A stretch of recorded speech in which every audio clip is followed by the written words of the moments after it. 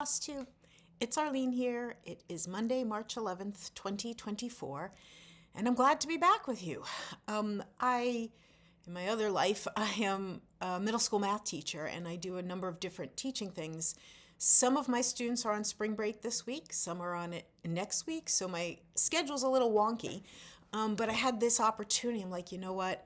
I need to jump on making a Flosstube video. I've been back from Nashville for a week. I flew back last Monday and had a few crazy days and then had a family event this weekend. So I'm just trying to get myself working off of a checklist. I'm living currently in a mess right now, so I need to unpack boxes from Nashville and put things away and find homes for all kinds of stuff. But it was important to me to pause and check in with all of you and share a little bit about my Nashville experience as well as some other stitching related things. So if you're new here, welcome. If you're returning, welcome. We are all aware there are so many floss tubes to watch, and I appreciate you here seeing what I have to offer. If you are watching Flosstube, you are probably aware of the stitching community and the big event called Nashville Needlework Market.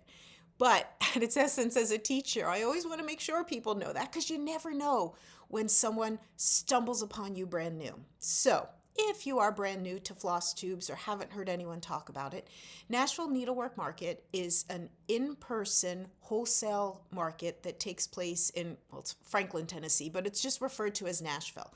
It is an opportunity for exhibitors, mostly cross-stitch designers, which I am, as well as thread companies and fabric companies and accessory companies, to set up a shop, and for store owners who come in from all around the country, and I know there are some international folks as well, to buy things and then to immediately bring it back to their stores and start selling. And it is an opportunity to get the best stuff, the newest stuff. I can't speak for every cross-stitch designer out there, but I know there was a sense that I wanted to save what I thought might be my best designs to present at Nashville. So it was an exciting, crazy time. So much great interaction with folks. I had lots of positive feedback, and I'm going to get more into the details in a moment. This is the booklet that in a lot of ways is like the Bible that everyone gets and carries around.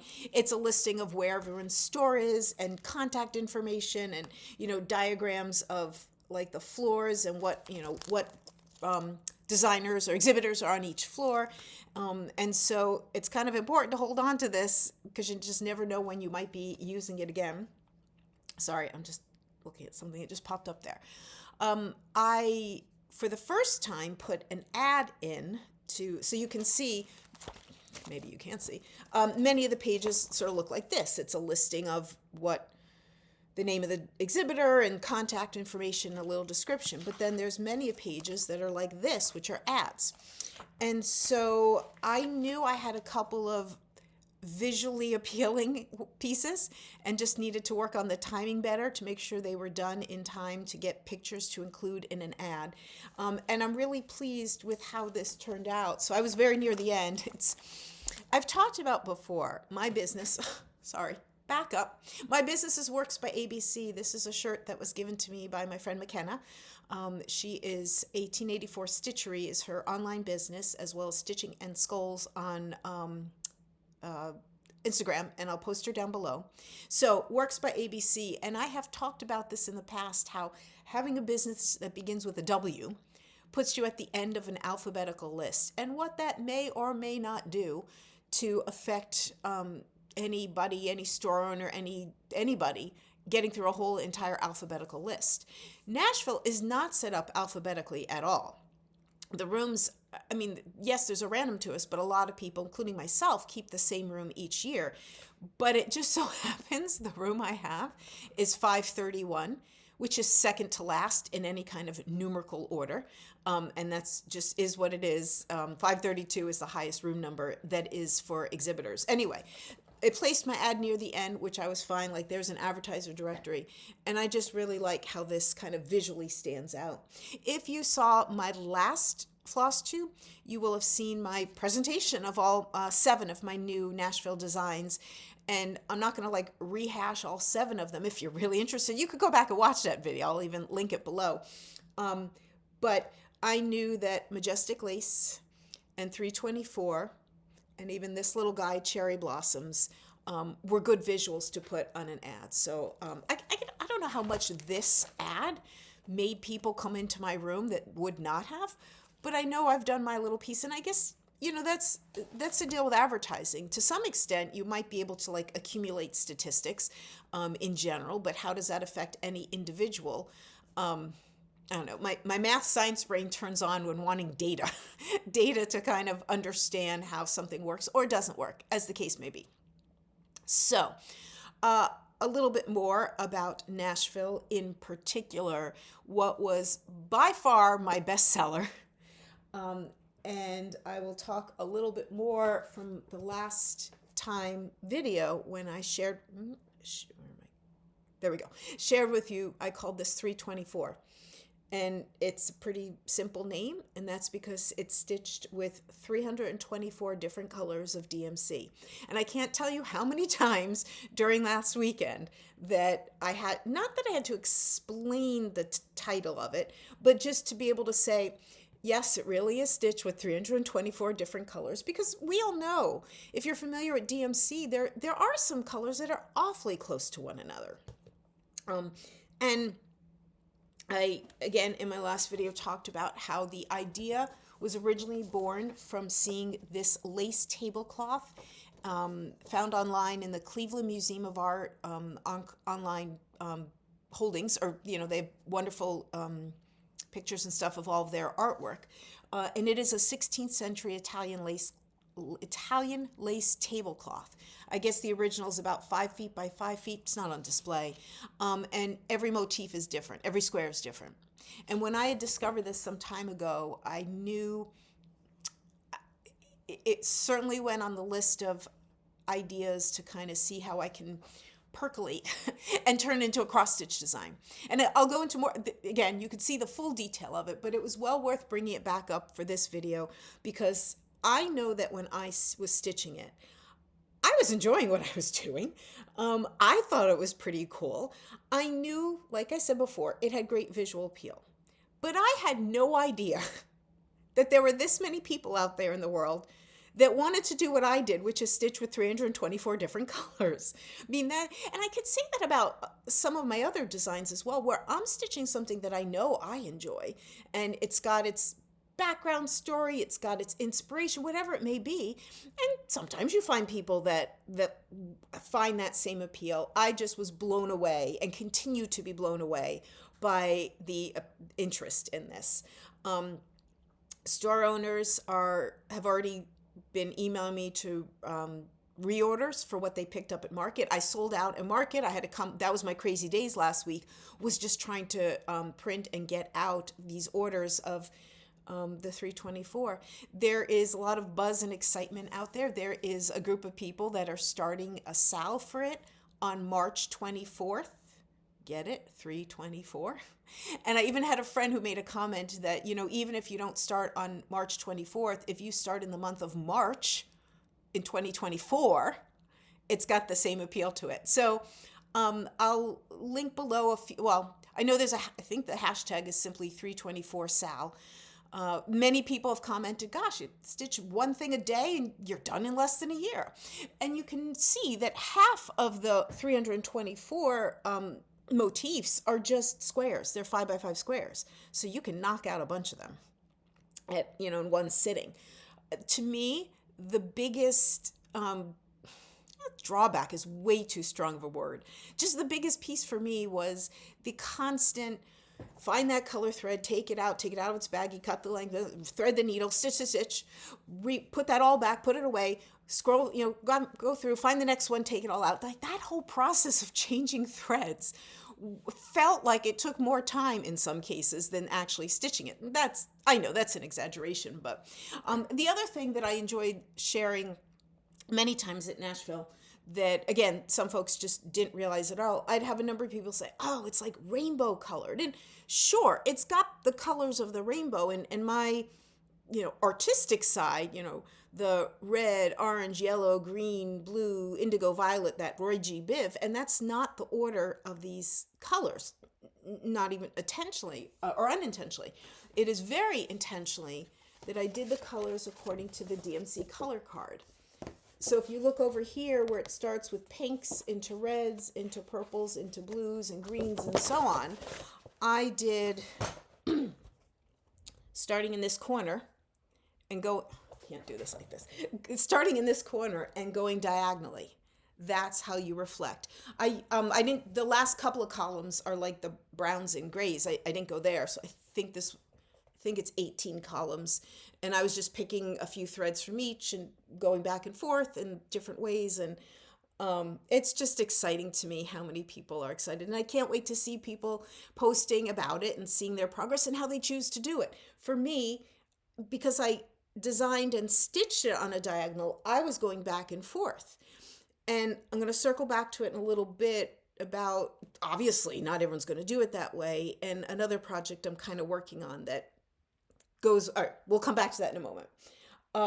One thing, I knew, so Nashville ended on Monday. I know some stores, physical store, brick and mortar stores have and will continue to do like Nashville nights where they put out all the new stuff.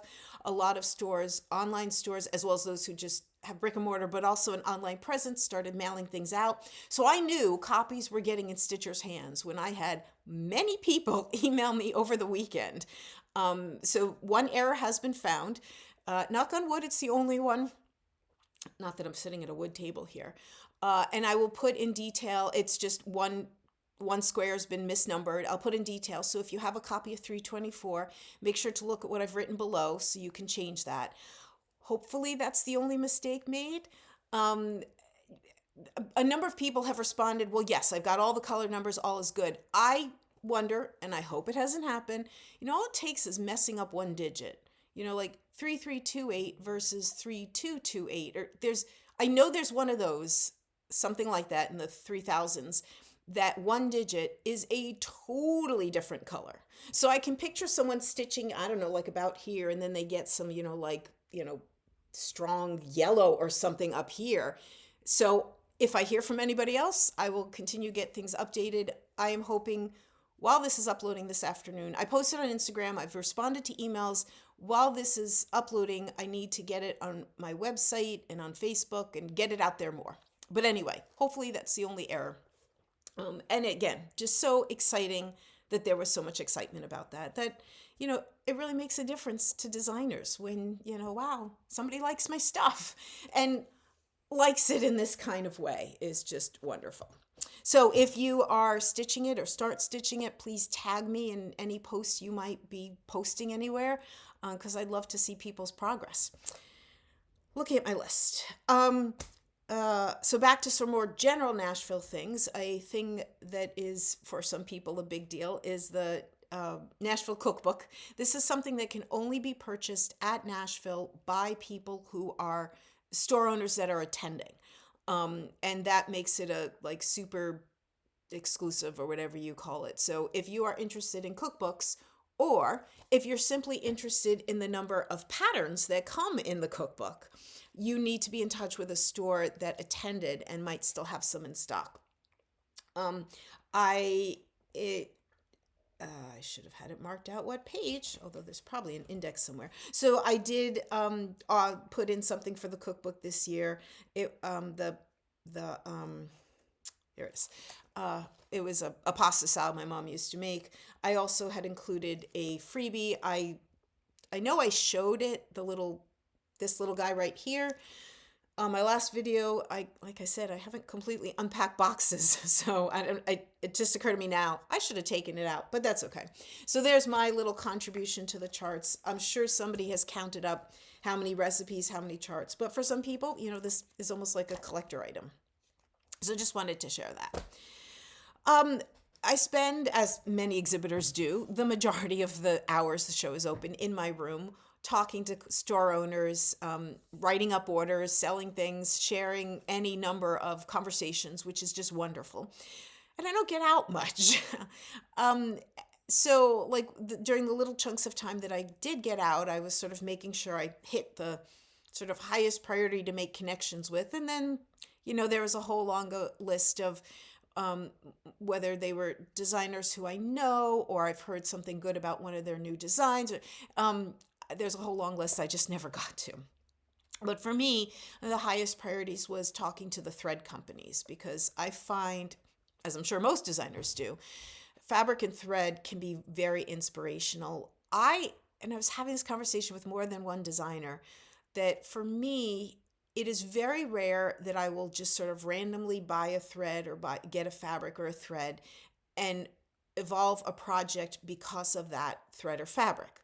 I am much more a design something. I mean, maybe I have an idea of, ooh, that should be on a gray fabric or a whatever fabric, but I design something for the most part, and then I put in what kind of fabric, what specific fabric, what specific threads. So it wasn't like I wanted to go around and buy a whole bunch of anything. I just wanted to see stuff. So for example, I think I shared with you last summer or something about Threadworks threads, to go into that room and to see in person all of their threads hanging, and to talk to the owner, whatever his title was, and to talk about, what threads I liked. And I have this idea of something that I need, kind of like 3 threads that go together. And that's because, so I was able to say, hey, would you be able to get me some of that? And so that kind of in-person interaction is priceless. I did go into the Weeks room, of course. I was anxious to share about my big majestic lace piece that I didn't bring up here, but it's the big lace on the purple fabric, which was a Weeks fabric. And Miranda Weeks came up to my room because she wanted to see it, which was just awesome. I had a number of store owners say, wow, what fabric is that on? So it's a beautiful purple fabric from Weeks called Concord. As is typical, Weeks has come out with new threads that they're new at Nashville. So I wanted to share, and it would have been really good if I had a blank piece of paper. Oh, we could use this. So this is called Queen Anne's Lace. It's like a light pinkish ecru color. As someone who likes lace, I mean, it's almost, well, no, this Queen Anne's lace is supposed to be like the flower, I guess. We have Cardinal, which is just a very pretty red. It's showing up a little too bright. It's a little bit more of a deeper red. Winter Wheat, it's got some nice variegation to it. Browns, light tans, off-whites kind of colors. We have Grassland, some good variegation in greens there. And River Otter, kind of one of those threads that it's got grays, it's got some browns like taupes. It's just one of those kind of interesting, I could see like if I needed to stitch rocks, boy, with this, it's like that kind of thing, but definitely has some potential there. I also made sure to go into the Gentle Arts room to pick up their new threads. So they have, this is Goldenrod, which is a bright yellow. This is Dragon Fruit, which is a purple, pinkish, reddish purple, bright. For me, I love the purples and the blues in that area of the rainbow, the color wheel. It feels bright to me, so I would need to think about how I might use it, because I think most of my designs, you wouldn't say I use bright colors, but never say never.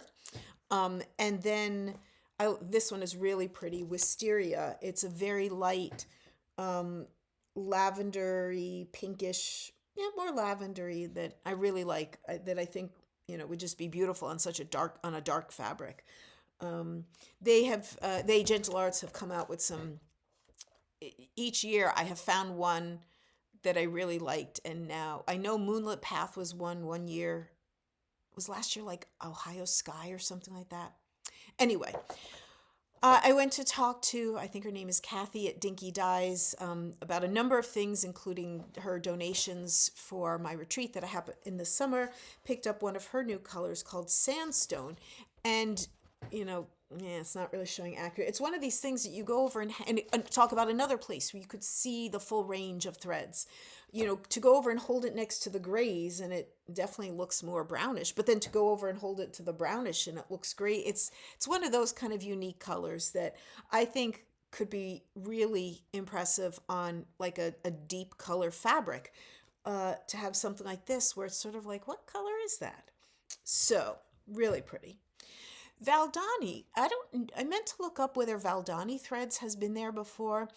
Um, you may know this. I did not know this. My thinking of Valdani threads were the little balls that I know some designers, I think Rosewood Manor might be one of them, have sometimes done like thread packs, and they're these little balls, and they're like a 3-strand, or they're equivalent of 3 strands of DMCs. You could strand it out separately. And so when I went there because I saw something related to pearl cotton number 12s, which is something separate. But when I walked in, I did not realize that they had skeins, like floss skeins. So, I mean, this is a 6-ply floss, 10 yards, so it's a little bit more than, excuse me, a DMC skein. And I just picked up one to just kind of play with. And I love the blues and the grays of this. And I've heard different things about how it feels to stitch with it. Does it feel different? Does it not? And when I get a chance to play with it, I will let you know. So those were the threads, just the inspiration that might come from all of those. The other thing that I picked up is a huge thank you to Holly of Stitchy Pros. She was exhibiting, and she does some amazing designs. I don't think she sells retail on her own. I think she just sells wholesale to store owners and distributors, but I'll look for any website or anything she has. So beautiful designs. But she also came out with this pretty amazingly cool thing called a Cross Stitch Buddy Ultimate 8-in-1 tool. And she very kindly gifted me one, and now I really should have had like a dark thing. Oh, this is good enough. So where I'm holding it, it's about 17 inches, and you can see, the markings laid out there. I believe it was her husband Hunter that is the brainchild behind this, I think. So give him credit. But what's included in, actually, I'm going to read it off the thing. So obviously you get a 17-inch ruler. There is a corner gauge. So right here, 2 inches, 2.53 inches to just, for those who are corner starters and want to always have one of those helpful. A needle size guide, what needles to use. A strand count guide, how many strands to use. Finishing formulas. So this, and finishing formulas and stitch size. So all of this information here. A stitch size sample. So you can, right here, count out and know, oh, this is a piece of 32 count. This is a piece of 40 count, in terms of being able to line it up with all of these. And then, can you see, let me hold it like this. So these notches right there, and then there's a set there, and then there's a set there. For those kinds of threads like DMC or weeks that are, one giant thing, and you want to cut them down to certain lengths, I want a bunch of 24 inches. Gentle Arts comes already cut like that. So you can wrap it around this in that 24-inch spot right there, make one cut, and you have 24-inch lengths. I know I've seen times where people have shown they've purchased from, I know there's some woodworker out there that a lot of people purchase from. I think this is pretty cool because it gives you 36, 24, and 18 variations of it. So all-in-one tool is pretty cool. Again, I think she only sells directly to wholesale. So I believe you would need to find a store that purchased some from her if you would like to purchase one. But I will put in the description anything that I can find out about how you might get one if this nifty tool. Oh, and then the last thing, it's got a hole right here. So it's very cool for hanging it up somewhere. So thank you, Holly. I cannot wait to start using this in a variety of ways because there's so many ways to use it. What else from Nashville? As I mentioned before, my friend McKenna came. She helps me out. I'm not going to say it's impossible to do Nashville on your own. It's just really hard. I mean, if you walk into a room and there's no one there, there's a good chance there's only one person and they're in the bathroom. And I think most store owners understand that. But just about everyone that I saw brings a helper or two. just to help make it work, to either be talking to two different stores or have somebody writing up an order while someone else is pulling the patterns. Anyway, so I'm very grateful that McKenna came. In addition to the shirt, she had brought me a couple of other things that I wanted to share with you. If you are unfamiliar with her business, 1884 Stitchery, she was not at Nashville to buy new things. She is not that kind of store. Her biggest thing is she purchases stash, whether it's a deceased relative or someone who's just downsizing, and she wants to make sure the stuff that we all love gets passed to a good home, to someone who's really going to love it, as opposed to put in the dumpster by a family member that just doesn't understand. So she often gets lots of stash sent to her, and sometimes things that she doesn't necessarily, sell or easily sell. So a few weeks ago, she messaged me and said, "You use scroll frames?" I'm like, "Yeah, I do." And she said, "Are you interested in this?" And it's a roller frame. And I was, because I have heard people talk about this, and that it's like a great frame, you get great tension with it. And I think the scroll frames that I use, I'm pointing because there's a set sitting over there, are so good. And it's like, I never even had a real interest in it, certainly in buying it. Although, if I was sitting next to a friend, I might look at it and talk to them about it, because I love my kind of scroll rods. But I said, yeah, I'd love to have it. And it had just this piece of fabric, the stitcher, actually, there's a little heart on this fabric. So a huge thank you to McKenna for giving it to me. And and one of my sets of scroll rods is just about this size. So at some point, I will put identical fabric on both of them, check out the tension, report back to you. Again, I like to collect data. I like experiments like this to know, is what my brain's saying that my set of scroll rods gives a pretty good tension. What I've heard a lot of people say, this gives great tension. Is it equal? I will be reporting back to you.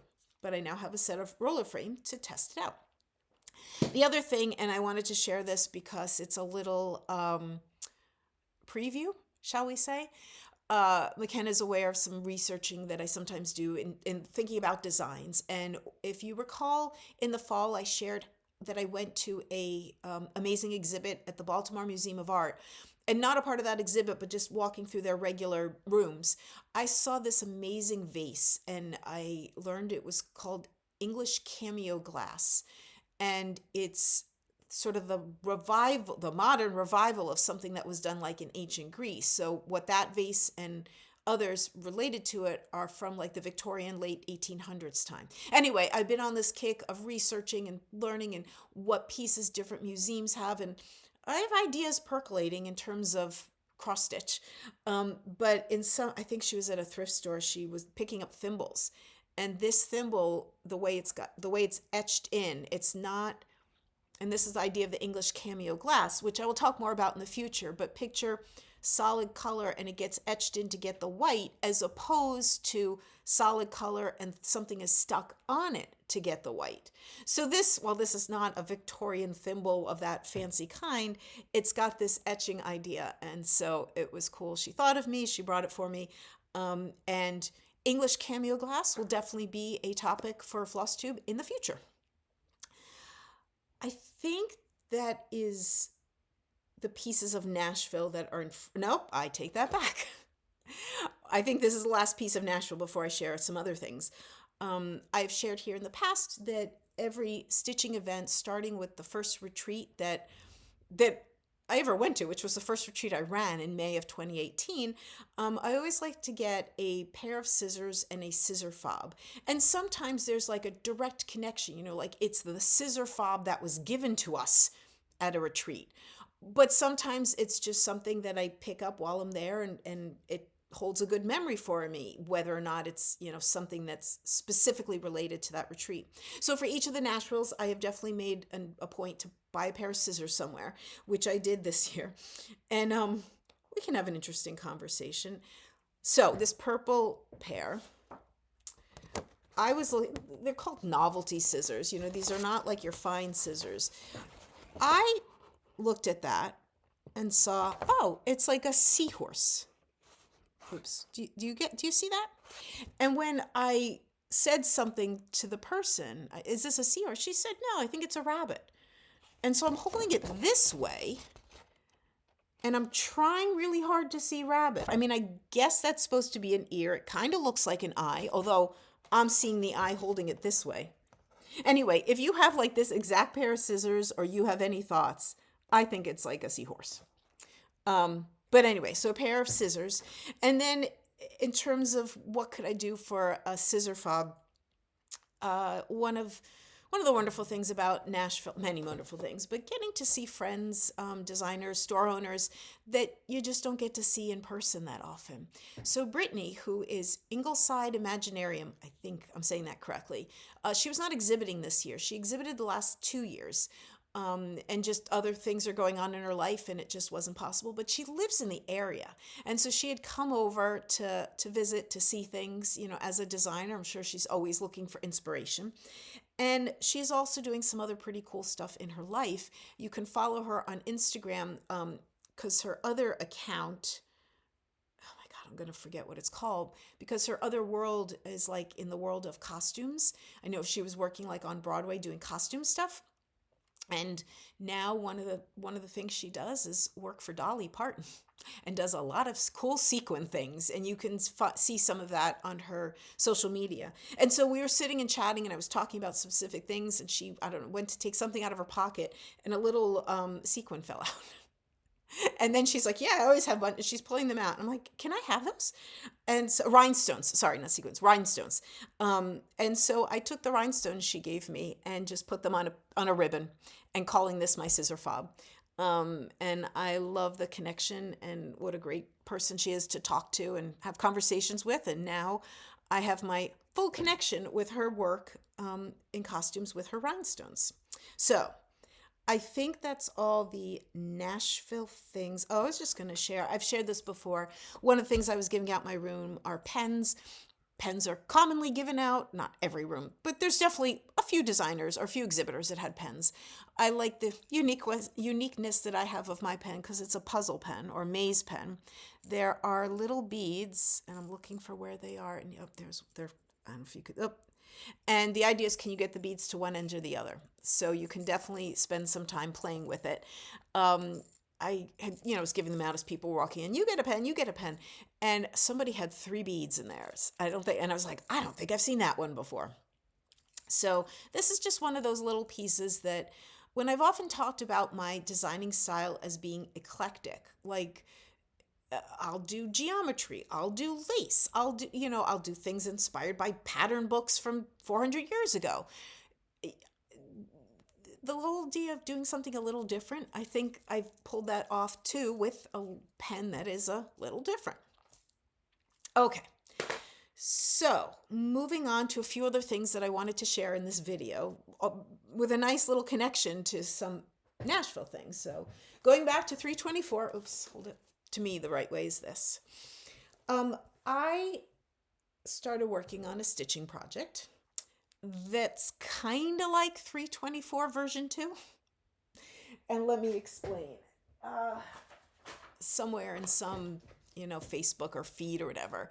Back in the late fall, I saw ads for, there's a magazine called Needlepoint Now.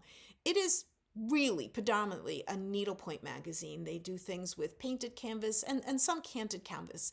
I know there was one year I got a subscription because I was curious, and there was some interesting counted canvas. And there's interesting interviews and backgrounds on threads and stuff, but in general, it wasn't really my interest. So it was not anything I renewed. But I saw this ad, and I was immediately drawn in. And just understand, I wasn't drawn in about the colors of it. I was drawn in with what it was. So, obviously, a little bit of a patriotic red, white, and blue thing going on here. But the fact that each square was a different stitch. Well, just to be clear, they have repeated some of the stitches.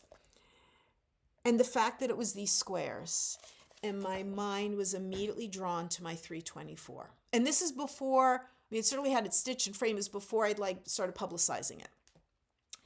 And I just couldn't get my mind off this idea.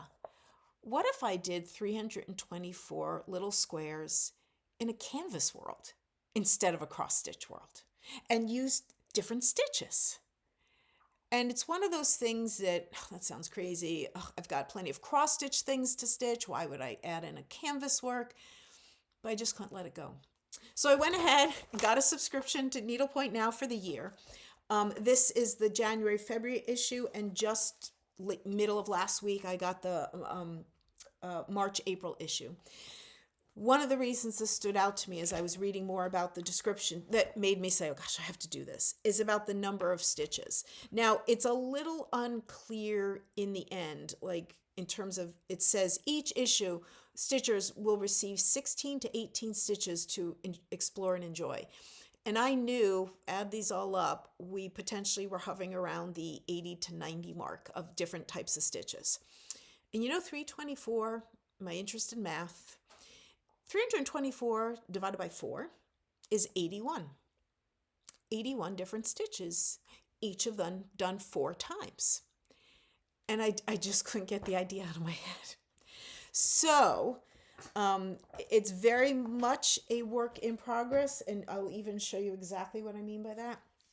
So I start, we got the sun going on here. Let me see if I can use it to whack myself. Canvas in needlepoint world is usually either 13 count or 18 count. There is also this fabric called Congress cloth. And it's kind of like, it's 24 count. I don't know if it comes in other sizes. And it has more structure than, shall we say, a fabric that, let's say a 25 count, Lugana or something like that. This is definitely has a little more stiffness to it than a cross-stitch fabric, but it has a smaller size, the 24 count. So I started this idea. And a couple of things happened in when did I get back from family stuff? When I got back from family and I was working on this, math-wise, things weren't working. The piece I had was basically like a fat quarter, 18 inches across. And if I kept up as I was, and I knew it was going to be tight, like I like a little bit more of a margin than that. But even once I kept going, because I didn't know at the time until I started stitching exactly how I was going to do margins, exactly how much spacing felt right. You just have to start doing it. And I realized just even doing this much, which is, laying out 6, so that would be 1/3 of the way across. This would, on this end, it could work. It would be awfully tight. And it also just felt, and maybe it's because my brain is in the 324 world, which on 36 count works out to be at about 11 inches by 11 inches. It just felt big. And so I start playing with the numbers. These stitches are mostly 16 by 16 for each square. That said, I already discovered some variation of it. And that said, I'd already started making my own varieties of them. So last night, I thought, well, what would happen if I made it? So instead of 16 by 16, what would happen if I made it 12 by 12? And then really adjusted, again, just the few that I'd started. And I'm liking this size a lot better. It's going to involve more adjustment as I go along. And this is what I was talking about before, about wanting to stitch on a diagonal. Because in general, I like to say I'm a one project at a time kind of person, with some extensions of that, but in general. But I know this is a project that I can't stitch all the way through because I have to wait for more issues in the magazine to come. If I end up sticking with their stitches, because I got a whole bunch of, where am I? Over here. There's a whole bunch of stitch dictionaries and stitch things that are, again, more of the needlepoint world that I could just kind of keep going on the flow and make my own. But because I know that, my idea is, 4 quadrants. So whatever I do in this corner is going to be the same thing I do here and here and here. And so my idea is I need to get down 9 in each way so I can start each of these quadrants. My goal would get to the point that whatever stitch I'm coming up with, I'm stitching that 4 times in a row using the colors that I've already picked out for 324. So I will keep you posted. Again, this is not going to be, I can't, because I already have some cross-stitch designs kind of percolating and I need to get going on those for different reasons. But I love that I'm going to have this to keep playing with, and we'll see how it evolves. Now, I don't know if anyone's about to ask this, but will you turn this into a pattern that you will release? Well, number one, I would really have to make sure my stitches are very different from anything that's been published. Certainly the layout, certainly the colors, all of that is already mine. The reality is the time it takes to chart all of these stitches is huge. And I would need to know there's enough of a market for a canvas work version of 324. And I don't know if there is. For me to spend what would be hours and hours getting the charting down. Like I have one program that does like needlepoint canvas work charting. It's tedious to make it all work. Like I should look to see maybe, I would love like an app that I can draw, like using an Apple Pencil, and then it like translate it. Like, how you can get, whether it's Apple Pencil or other things, you could like handwrite something and then it interprets it and it knows you meant to go to the store.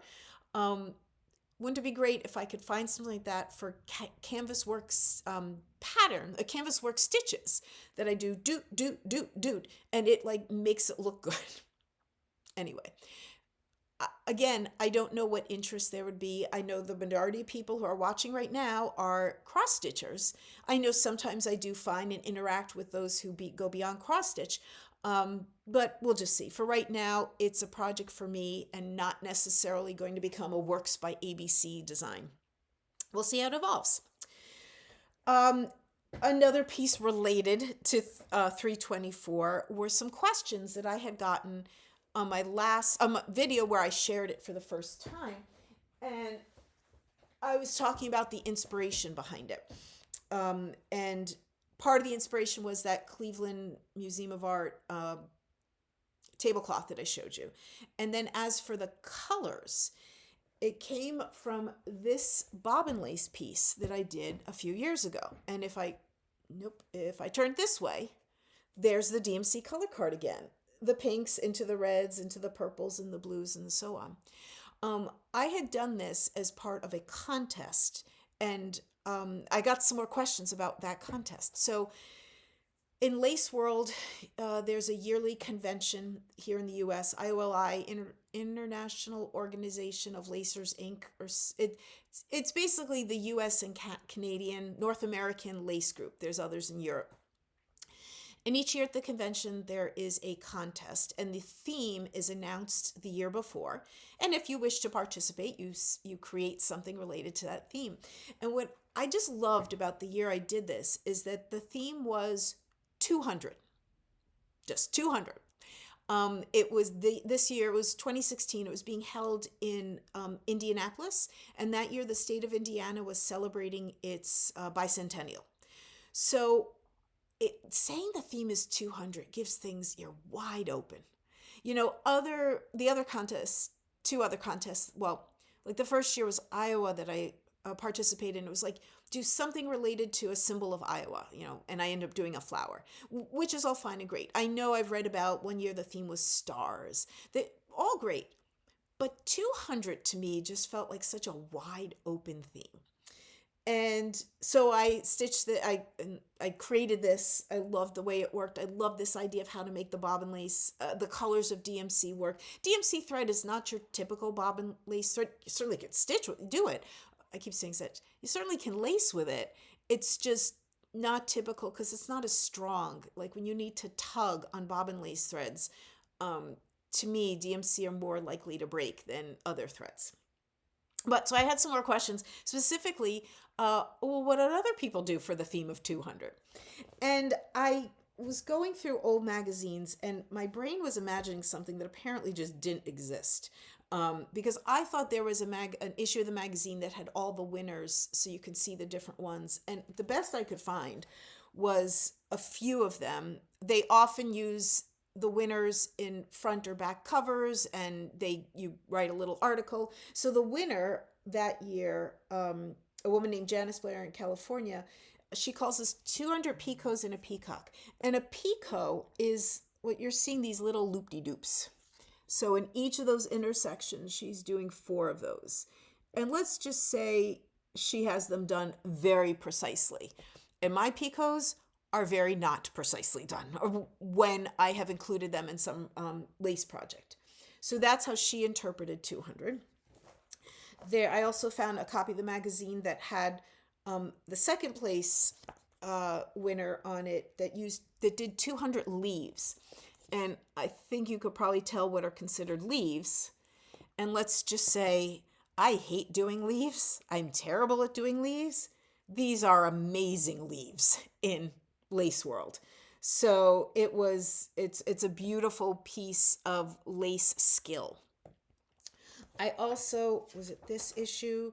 Yeah. So I don't know if this one won an award. I don't know. Maybe do they offer? I don't remember if this one won an award, or they just said anyone who did submit a piece could do an article if they wanted. So here was someone who did 200 in a race car, Indianapolis 500 kind of thing, Indianapolis 200. So this was for lack of better words, very blatant 200. And the piece I wish I couldn't find, I don't know if I'm imagining it or it just was never in the magazine, was one that very cleverly, I mean, there were two circles that clearly were the zeros, and there was this very unique sort of stylistic two. And that's as much as my memory is of it. So my piece also was featured on the front cover at one point. And I was asked to write a little article about my inspiration and some pictures in the middle. Did I say this? So I won third place, which was great. But what really meant a whole lot to me is that I